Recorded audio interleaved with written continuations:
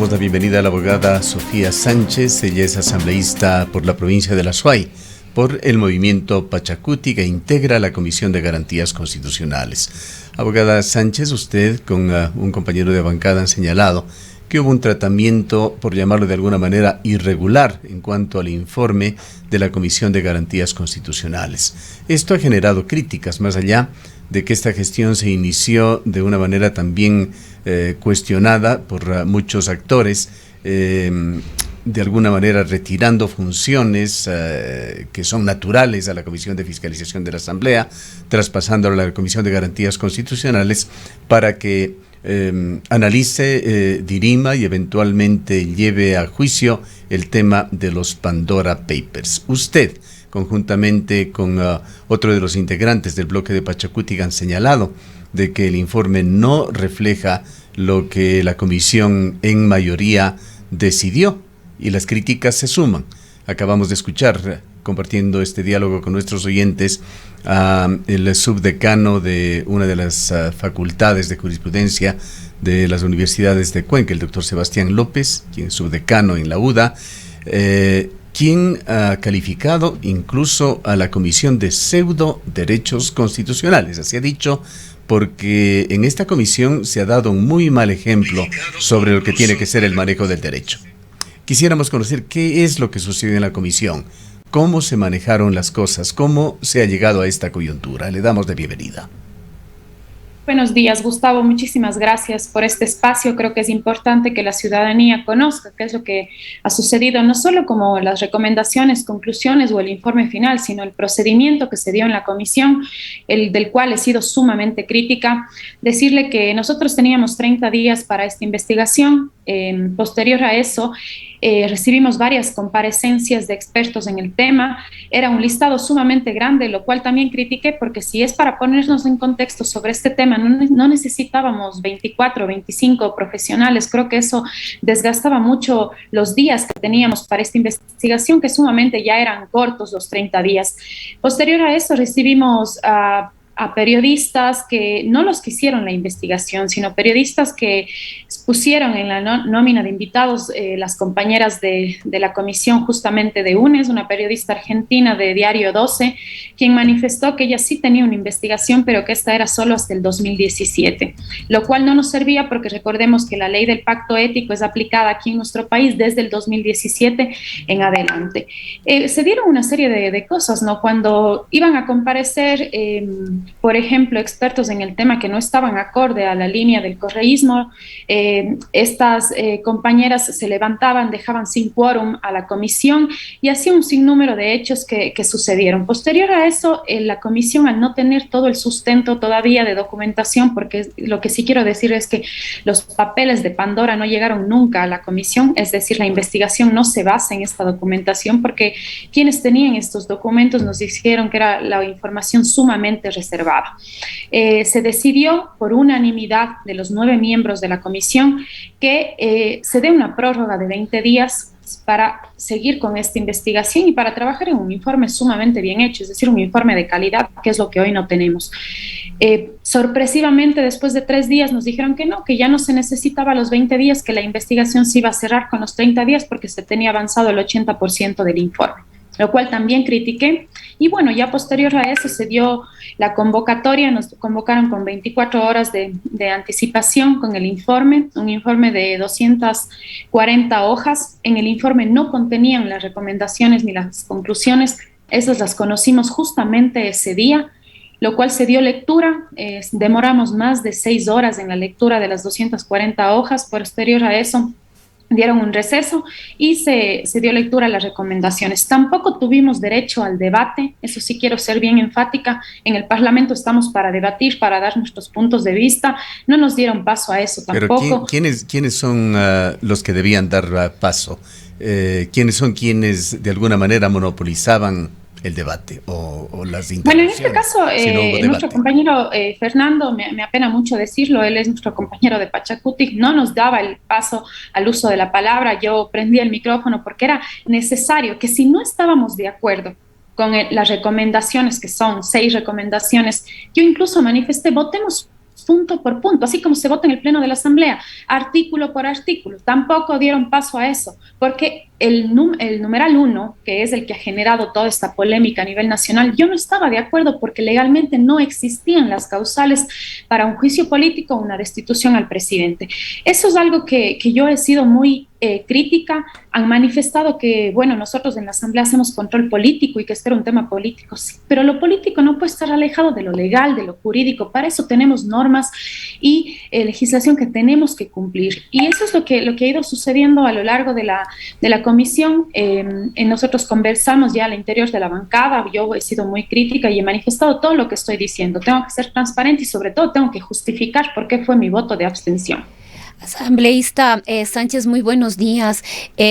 Realmente debe preocuparnos como ecuatorianos, como ecuatorianas, lo que ha acontecido al interior de esta comisión, una comisión que debía investigar un asunto que es de suprema importancia para el país. Hay un caso muy similar que se está desarrollando en estos días en Chile con el presidente Piñera, y eso incluso convoca la atención mayoritaria de los ciudadanos. Quizás el tema que realmente debía aclararse a través de esta comisión, qué es lo que los ciudadanos y las ciudadanas esperan, es si es que hubo o no responsabilidad, si es que hubo o no incumplimiento del primer mandatario, cuál es la real relación del presidente o el involucramiento respecto de las delaciones o las denuncias dentro de los Pandora Papers, y sobre todo cuáles podrían ser las consecuencias que deberá o debería enfrentar el mandatario en caso de que esto se haya demostrado. Vemos que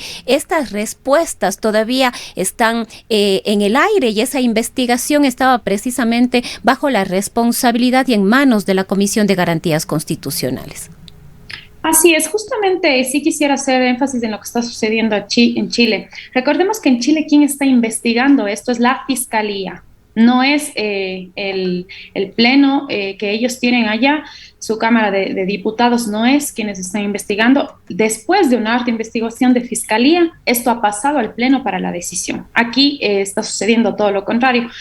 Nosotros tenemos como encargada la investigación como la Comisión de Derechos Humanos, y nosotros, posterior a eso, si revisan la última recomendación, ahí se decide que vaya también a Contraloría, a Fiscalía, al SRI, para que continúen con la investigación.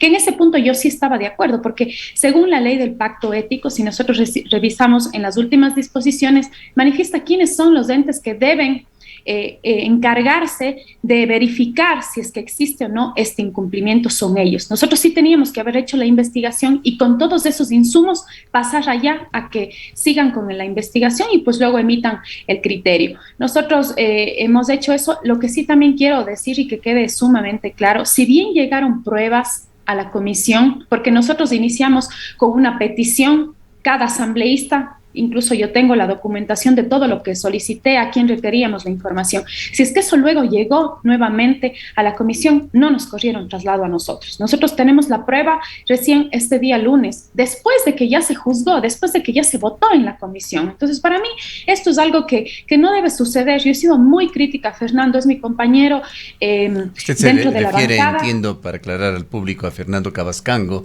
de su movimiento, que es el presidente de la mesa legislativa. Sí, justamente Fernando Cavascango, él preside la comisión, y para mí estos son pasos donde no se ha cumplido a cabalidad el procedimiento legislativo. Permítame una pausa aquí, asambleísta. ¿Qué pasa con Fernando Cavascango en su criterio? Usted lo conoce, llegaron juntos a la asamblea, han venido trabajando. ¿Responde él a algún tipo de consigna? Bueno, en realidad no podría dar una explicación ante eso. Yo creo que él sí es una persona sumamente transparente. He trabajado con él en algunos temas, pero realmente en particular este tema de Pandora, ellos manejaron muy reservada la información. Él dice que sí, que ha trabajado con un equipo de Pachacuti que ha ido colaborando en este tema, pero realmente nosotros fuimos en un inicio, luego no nos excluyeron del tema ya donde se manejaba la información, pero al ser miembros de la comisión teníamos derecho a que nos trasladen toda la información y eso no ha sucedido dentro de la comisión. Por eso cuando yo hablo de que nos trasladaron el conocimiento 24 horas de anticipación con el informe, nosotros no teníamos conocimiento ni de las pruebas ni del informe, lo conocimos en ese momento cuando ya nos convocaron y cuando se dio lectura del documento. Por eso mi inconformidad con el tema de las recomendaciones, porque desde mi punto de vista no están apegadas a la normativa, no están apegadas a la ley que nos rige y eso es algo que yo no podría aceptar. Tengo que ser coherente con lo que vimos en la comisión y sobre todo apegados a la normativa. Como parte de su defensa, la Presidencia de la República dice haber enviado información que confirmaría que Guillermo Lasso se deshizo de toda relación con estas inversiones antes de inscribir su candidatura, pero también señala el oficialismo de que tienen informaciones que podrían llevar a una conclusión de que por lo menos 6 integrantes de Pachakutik están actuando en coordinación o en una línea muy cercana al correísmo. ¿Qué puede decir usted sobre esos conceptos que se han vertido desde la Presidencia de la República? Así es, esas fueron las declaraciones de Juan Fernando Flores, quien es jefe de la bancada de varios independientes y del oficialismo. Él ha manifestado eso y yo creería que no, que dentro de la bancada obedecemos nosotros a una agenda legislativa, al movimiento.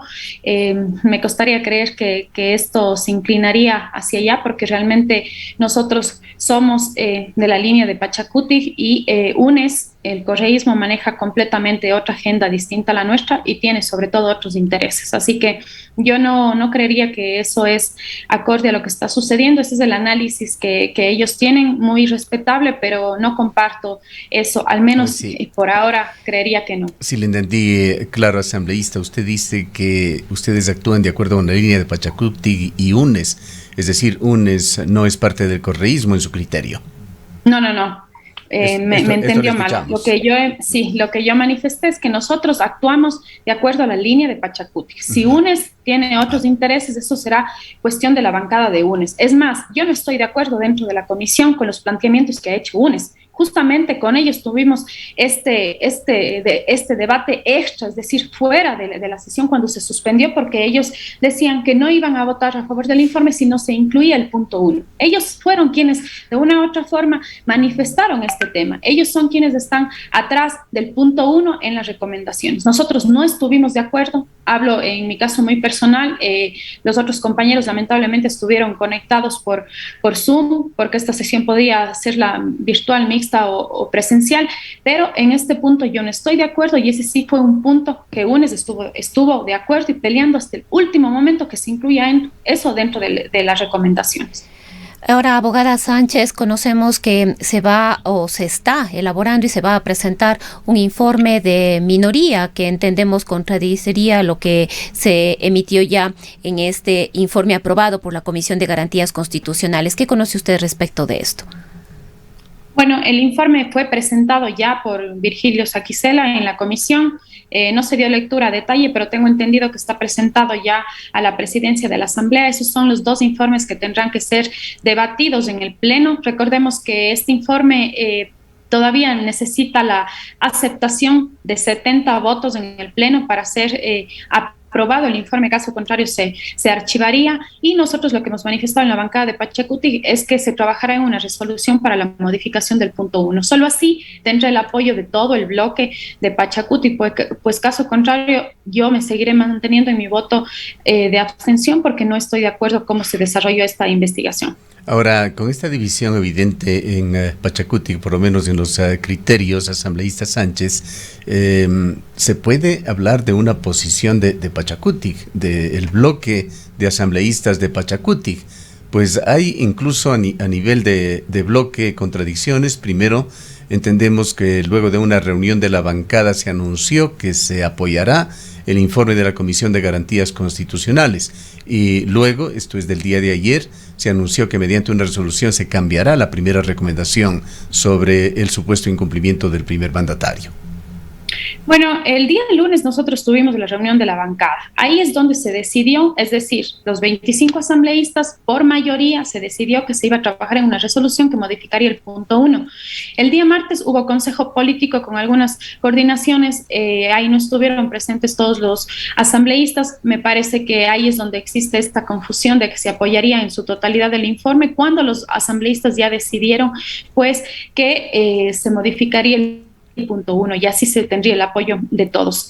Usted entenderá, son 25 asambleístas, en democracia todos tienen opiniones distintas, diversas, pero esperamos llegar como juntos, unidos, el día del pleno donde se debata esto, pero con esas observaciones. Yo he sido muy crítica al informe, no solo temas de forma, que también son importantes, sino también temas de fondo, así que esperamos que llegar con unidad de criterio, eso es lo que se aspira. Trataremos esta semana este tema, porque yo creería que el día martes, a más tardar, se estará convocando para debatir esto en el Pleno. Explíquenos un poquito cómo es eso que usted y también el asambleísta Edgar Segundo Quesada han denunciado, de que al final el informe no contuvo lo que se había decidido por parte de la mayoría de esta Comisión de Garantías Constitucionales. ¿Cómo es eso de cambiar a última hora un informe que está ya decidido y consensuado? ¿Quién lo hace? Pues hay allí de por medio un grave problema ético. Bueno, más allá de ser modificado, tengo que manifestar que nosotros, hablo, los 9 asambleístas, no fuimos quienes elaboramos el informe. Nosotros formamos parte de la investigación.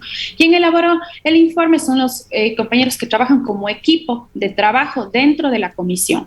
Nosotros fuimos convocados con 24 horas de anticipación a la sesión, con un informe que no contenía todavía las conclusiones ni las recomendaciones. Se dio lectura el día viernes a todo el informe y posterior a eso se dio lectura a las recomendaciones. Eso quiere decir que nosotros no teníamos el contenido de las recomendaciones ni de las conclusiones. Que se haya modificado o no se haya modificado la información, más allá de eso, yo creería que no teníamos la información para contrarrestar ese tema. Es decir, las recomendaciones salieron en ese momento de última hora y no fueron adjuntas a la convocatoria. Eso hay que dejarlo sumamente claro. Edgar estuvo conectado por Zoom de manera virtual. Él no estuvo en ese momento, yo diría, extraoficial, donde discutíamos el tema de las recomendaciones, porque en lo personal yo no estaba de acuerdo. Eso se dio lectura enseguida, después de ese receso, y se aprobó. Cuando hablamos de que no tenía las posiciones de los 9 asambleístas, yo hablo porque no hubo debate y porque no se incluyó la opinión de todos, no pudimos mocionar absolutamente ningún cambio, sino de una u otra forma fue impuesto el informe y se aprobó con las recomendaciones que plantearon el presidente de la comisión. Ahora el tema, y para cerrar ya esto y pasar a otro tema importante para la provincia de La Suay, asambleísta, ¿qué va a pasar con el informe y qué va a pasar sobre todo con el trámite del informe de los Pandora Papers en la Asamblea?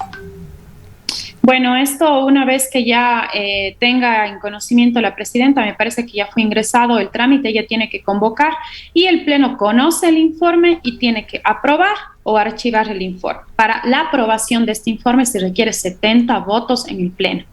Entonces, eso habrá que discutirse ya en pleno debate. Justamente esperamos que sea la siguiente semana. Si es que llegara a pasar con los 70 votos, pues tienen que cumplirse las recomendaciones que están en el informe, que son 6 recomendaciones.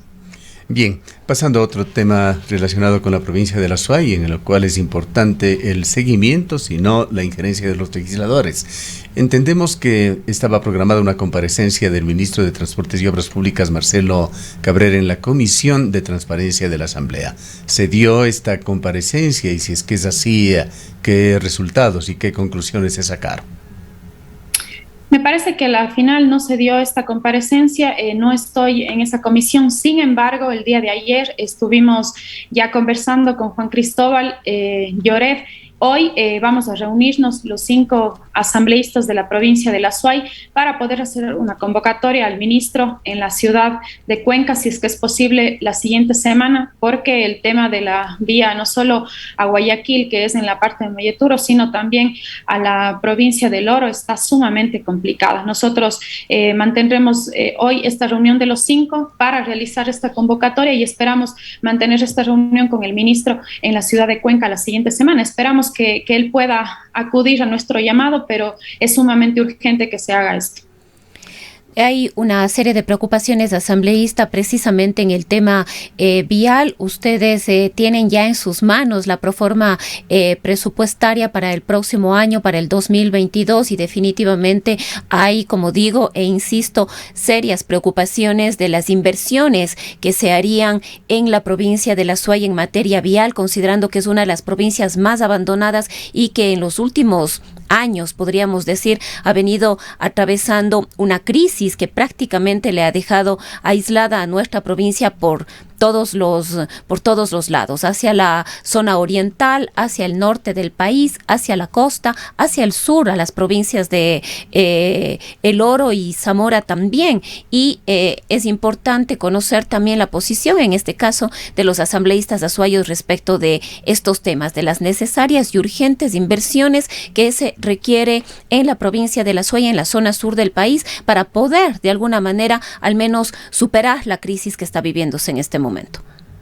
Así es de gran preocupación lo que está sucediendo en el Azuay, no solo de ahora, lo de ahora es la consecuencia del abandono de, como usted lo ha manifestado durante muchos años. Justamente en campaña y en varios debates que compartimos con Marcelo, esas eran unas de sus propuestas de campaña. Él ahora, al estar en el Ministerio de Obras Públicas, esperamos que se cumpla con eso. En cuanto al tratamiento que se está dando a la proforma presupuestaria dentro de la comisión, nos están haciendo llegar las observaciones y nosotros al menos defenderemos de que se entreguen recursos para el Azuay, no solo en este tema, sino también en lo que ya manifestó el vicepresidente de la República que estuvo en sesión solemne y los ofrecimientos que han habido por parte del presidente de la República sobre el tema del presupuesto que se va a entregar para el tema también del tranvía, que es de suma urgencia en la ciudad de Cuenca.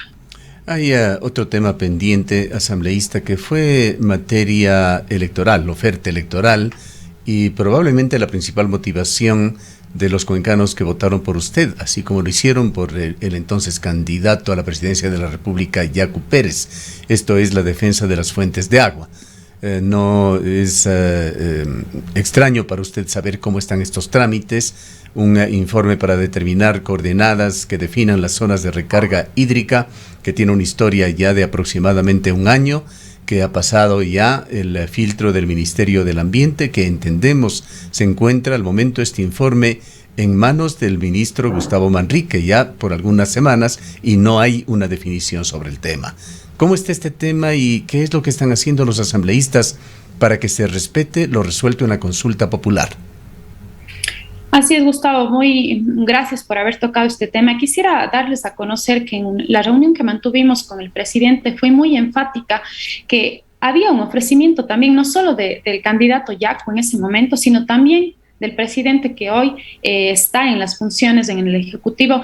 Guillermo Lasso manifestó que se respetará las consultas que tenemos en la provincia de La Suay. Esperemos que se cumpla con eso. Yo voy a mantener en las próximas semanas una reunión con el Ministerio del Ambiente para este tema, porque nosotros ya iniciamos un proceso de fiscalización, estamos recopilando toda la información que nos permita tener esto, porque no solo es por parte del Ministerio del Ambiente que se tiene que dar cumplimiento. Aquí tiene mucha injerencia lo que se haga en la prefectura de La Suay, en la alcaldía, en las diferentes alcaldías, sobre todo en la de Cuenca y en la de Girón, donde tenemos también la otra consulta. Claro, así que estamos lo que se entiende es que este informe está listo, pero no se lo operativiza, no se pone en conocimiento de todas estas instituciones que fueron además nombradas por la Corte Constitucional para que hagan una veeduría, un seguimiento de la consulta popular. Ese es el problema, que no se ha ejecutado como todos los azuayos quisiéramos. Estamos dando nosotros seguimiento y yo en los próximos días voy a hacerles llegar el resultado que tenemos de toda la documentación que ya hemos recibido. Nosotros iniciamos ya una fiscalización con respecto a este tema. Bien, queremos agradecerle por su presencia, abogada Sánchez. Muchas gracias a ustedes. La abogada Sofía Sánchez es asambleísta de Pachacutic por la provincia de La Suay.